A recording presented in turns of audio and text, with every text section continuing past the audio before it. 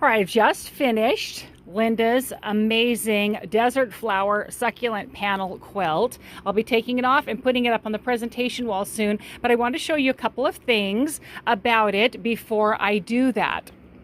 Now, I ran it horizontal, so I ran the whole quilt sideways. I did that because of the piece on the back and also because of the selvages being up on the top and bottom and the leaders that she added. And let's go ahead and talk about that. She added these leaders to the top and to the bottom, and so because of that I was able to utilize the entire amount of the quilt. I was able to attach my red snappers into the leader, and that way I was able to maneuver in regards to the backing of the quilt. Now, I tried to balance the top of the quilt, finding the center, which is like the center of this red southwest point right here. This is the center of the front of the quilt, and I tried to balance it with the back where she had that fabulous piece back there. Let's go ahead and turn this over, and I'll show you this magnificent strip that she put all through the back. This can be a signature of Linda. She does this pretty often, and all the way down through the center of the back, she has this gorgeous southwest geometric design mimicking the front.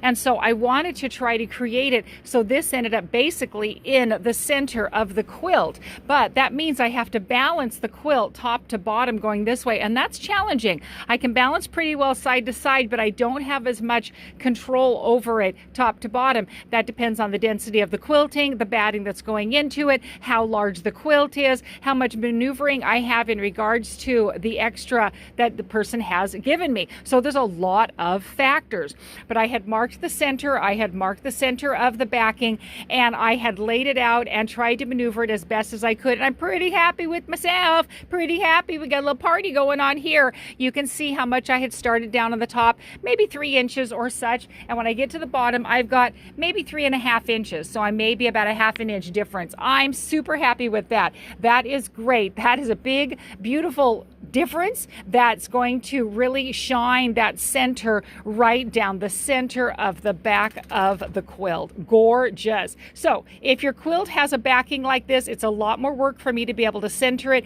but it turns out amazing. It's almost like a quilt amongst a quilt. If you are tight on space, please add leaders to your quilt so I have something to be able to grip. Linda also didn't give me the full 3 inches on each side, but her quilt is very, very straight, and her back was very straight, and it all worked out fine. I laid it out to make sure it would, and I told her we're going to be okay. It's going to work out. It's a little tight, but I made it work, and I was super happy with it. Go to Facebook and Instagram where you will see pictures of this beautiful quilt with other tips and ideas.